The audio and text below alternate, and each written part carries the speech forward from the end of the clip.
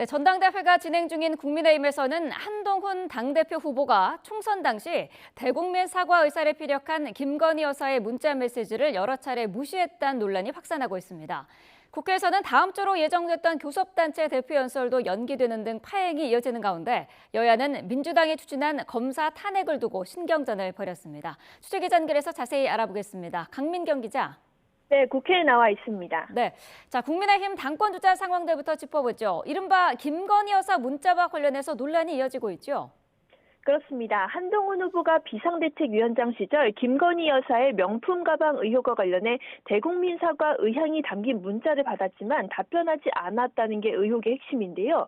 논란은 오늘도 이어질 걸로 보입니다. 대표 후보들은 오늘 국회의원회관에서 원외 당협위원장 협의회와 소장파들이 모이는 천목회 타운홀 미팅에 차례로 참석합니다. 원외 당협위원장들은 후보들을 상대로 당 혁신 개혁 방안과 최상병 특검법 등의 현안에 대해 질문할 예정인데요.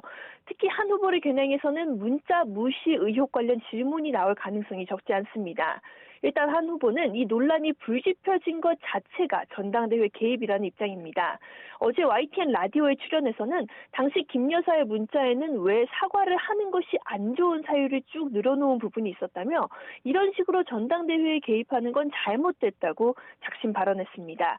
그러나 경쟁자인 원희룡, 나경원, 윤상현 후보는 총선 책임론을 앞세워 집중 포화를 이어가고 있는데요.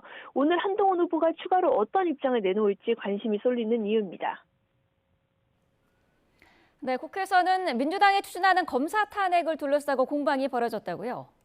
그렇습니다. 국회는 현재 22대 국회 개원식에 이어 다음 주 예정된 교섭단체 대표 연설도 날짜를 무기한 미뤘습니다. 국민의힘의 반대에도 야당 주도로 최상병 특검법이 본회의를 통과하면서 여야 갈등의 골이 깊어진 탓입니다.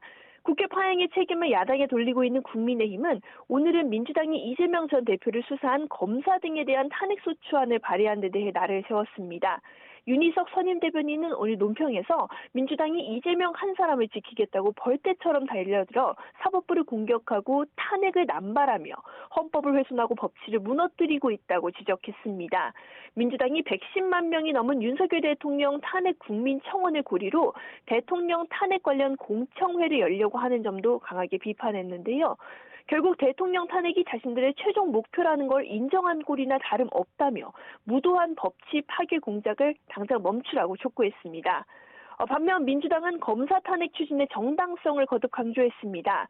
특히 이원석 검찰총장이 어제 민주당의 탄핵 추진을 사법 방해이자 방탄 탄핵으로 작심 비판한 데 대해 파렴치함에도 정도가 있다고 반박했습니다. 한민수 대변인은 브리핑에서 검찰은 김건희 여사 수사와 관련해 검찰 지휘부가 모조리 잘려나갈 때에는 한마디 항변도 못하지 않았냐고 반문했습니다. 이어 검찰을 개혁해서 검찰 독재 정권이 무너뜨린 법치주의와 민주주의를 바로 세우겠다고 예고하며 검찰은 살아있는 권력인 김건희 여사 수사나 제대로 하길 바란다라고 쏘아붙였습니다. 지금까지 국회에서 YTN 강민경입니다.